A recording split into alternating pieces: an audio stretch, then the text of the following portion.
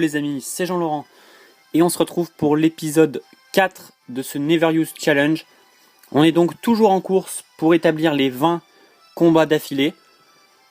Donc on a passé les 3 premiers épisodes tranquillement, surtout le dernier. Si vous avez vu la vidéo, on y allait tranquille. Donc là aujourd'hui, pour l'épisode 4, on va faire une team un peu mix. J'avais l'habitude de prendre toujours Dodrio, Galopa et Amonistar ensemble, et ben là on va un peu changer. On va prendre en numéro 1 Ursaring, c'est-à-dire Chuck.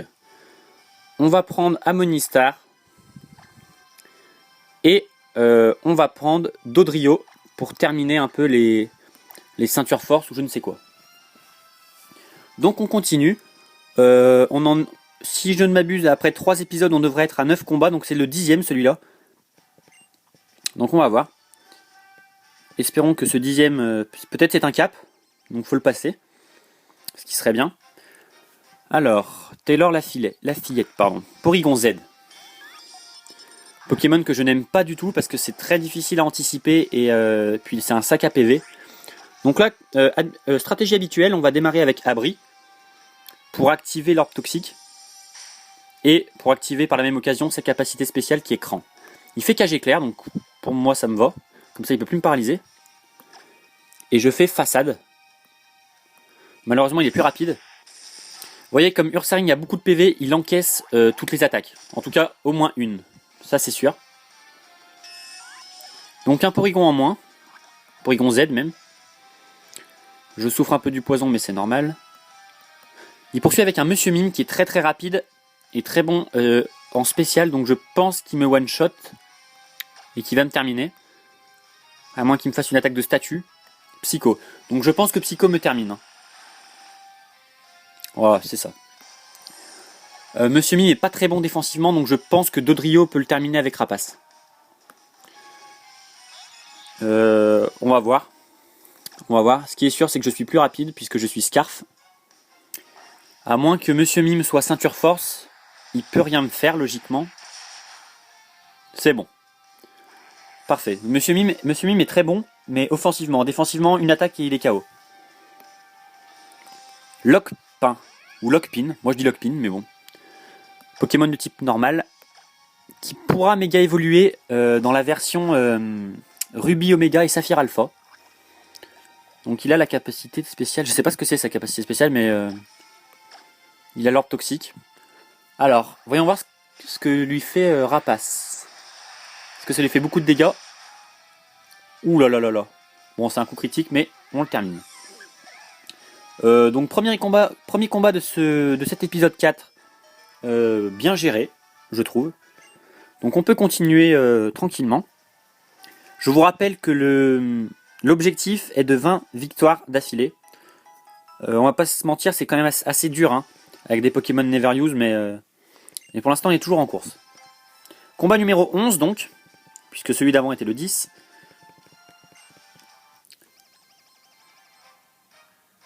Alors, Agathe, la Vaurienne veut se battre. Elle envoie Absol. Donc là, c'est un peu risqué parce que si je fais abri et qu'il place un Danslam, c'est pas cool. Mais je vais quand même faire abri de peur qu'il m'attaque. Ce qu'il va faire Danslam, c'est le grand mystère. Il fait aiguisage. Donc ça, c'est pas bon pour moi parce qu'il augmente son attaque et sa précision. Précision, je m'en fous un peu, mais l'attaque, je m'en fous pas. Donc là, on va le one-shot avec un façade. On va voir ce qu'il va me faire parce qu'il est plus rapide. Regard noir, mais c'est parfait. Je comptais pas m'échapper. Et on le termine avec façade. Voilà. Façade, ça one-shot tout. Hein. Sauf les Pokémon de type roche ou acier. Ou alors des Pokémon ayant énormément de PV et de défense. Donc Trioxyde. Trioxyde que je n'aime pas du tout. On va placer façade. Est-ce qu'on résiste à un Dracochoc? Je pense que oui. À 30 PV environ, peut-être 60 PV. Donc façade. Voyons voir ce que ça lui fait. On le one-shot. C'est quand même assez impressionnant. Hein.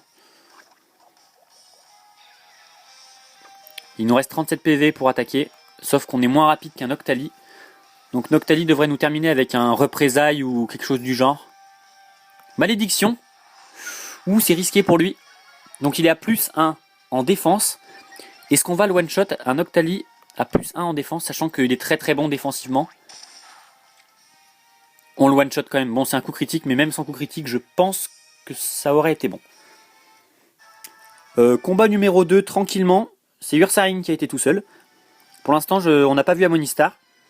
Je m'excuse auprès de ceux qui voulaient le voir, hein, mais bon, c'est le jeu. On enchaîne le 3e combat. On est à 5 minutes de vidéo, donc je pense qu'on va faire 4 combats dans cet épisode. Combat numéro 12. 3e de l'épisode. Ah oui, je voulais vous dire aussi que XY.Furieux, donc la série numéro 3 de XY en carte, est sortie. Mais j'en ai pas trouvé encore en magasin, donc j'essaie de vous trouver ça rapidement pour pouvoir vous faire une petite ouverture sympa, sachant que les cartes sont vraiment très très belles, hein, sincèrement. Et puis aujourd'hui, je suis allé en ville avec Dylan Martin, je lui fais un coucou. Dylan Martins, pardon, Dylan Martins. Et on est allé acheter le manga, le tome 2 de la grande aventure. Franchement, je vous invite à l'acheter parce qu'il est vraiment... franchement, c'est un super manga qui coûte que 10 euros. 10 euros par rapport au nombre de pages qu'il y a, vous verrez, c'est quand même assez bien. Donc, on reprend avec Gardevoir. Gardevoir en one-shot avec façade, je le sais. Le souci, c'est que là, il a son esquive qui augmente. On ne rate pas, c'est parfait. À moins qu'il ait la ceinture force, il l'a pas, c'est bon. Encore un coup critique, on est gâté. On est gâté. Assez content des coups critiques, mais bon. Ensuite, Tangalis. À ton tour de ramasser. Façade. Donc il nous fait bluff, d'accord. Ça c'est assez embêtant parce qu'on a le poison qui gagne un tour. Donc plus il y a de tours, plus on ramasse de dégâts. On continue avec façade. Il fait lance-soleil. Alors est-ce qu'il a l'herbe pouvoir ou je ne sais quoi? Il l'a pas. Dommage pour toi Tangalis. Vous voyez la puissance du Ursaring quand même. Hein. Je veux pas dire mais il one-shot tout. Hein. Tyrannosif. Alors là vous voyez un Pokémon roche. Donc façade, ce n'est pas efficace face à un Pokémon comme Tyrannosif. Donc on va faire séisme.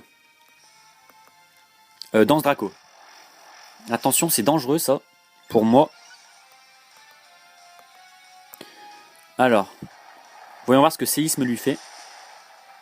Et on le one-shot. Ursaring, pour l'instant, sur 3 combats qu'on a fait, à lui tout seul, il a éliminé quand même 6 Pokémon. Hein. Enfin 6. On a eu besoin que de lui pendant 2 combats. Donc je vous invite à le prendre dans votre team. Si vous voulez faire de la stratégie, il est très utile. Après, les EV, moi je vous conseille de mettre beaucoup de PV pour qu'il puisse encaisser les attaques. Et ensuite placer façade, qui one-shottera tout, logiquement. Et de lui mettre séisme contre les Pokémon roche et acier, puisque le type normal n'est pas efficace. Donc on enchaîne avec le dernier combat de cet épisode. Qui est le numéro 13, si je ne m'abuse. Alors, Lucario, Pokémon de type combat. Là, c'est assez embêtant parce qu'un close combat me termine. Donc on va faire abri pour voir ce qu'il va me faire. J'espère qu'il n'a pas close combat, parce que... Aura Sphère. Alors, là la question est simple, soit je switch, mais le souci c'est que je peux pas switcher parce qu'Amonistar il est faible face au type combat et Dodrio a pas assez de PV pour résister, donc on va faire séisme en espérant résister à une Aura Sphère. Alors est-ce qu'on résiste? C'est stabé, c'est x2 sur Chuck, ou pas du tout. Ok.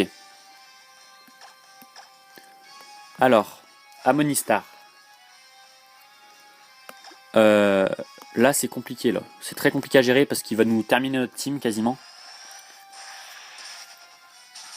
Il est choice. Impossible qu'il me one-shot un Amonistar s'il n'est pas de choice. Donc là on n'a plus que Dodrio.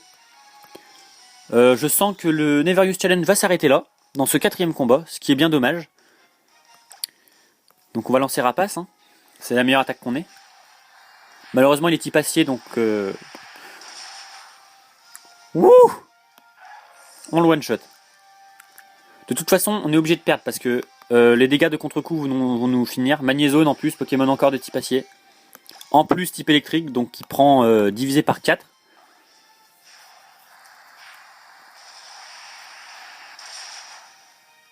Voilà.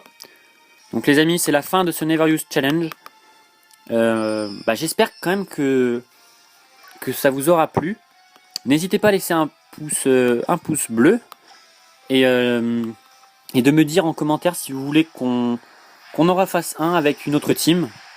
Je suis ouvert aux propositions de Pokémon que vous pouvez me faire. Par exemple, je sais pas, moi j'aimerais bien voir Tauros, par exemple, dans une team. Ça me plairait bien de le faire en stratégique. Donc voilà. Donc on est quand même allé jusqu'au combat numéro 13, je crois. Ce qui est plutôt pas mal. Donc je suis assez satisfait. Tant pis pour la défaite, hein, c'est le jeu. Voilà, donc on se retrouvera pour la prochaine vidéo qui sera sûrement...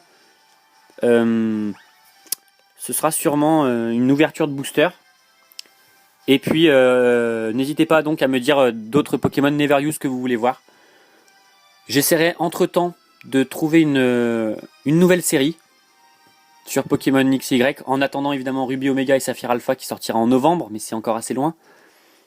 Donc voilà. Donc je vous dis à très bientôt et voilà. Salut!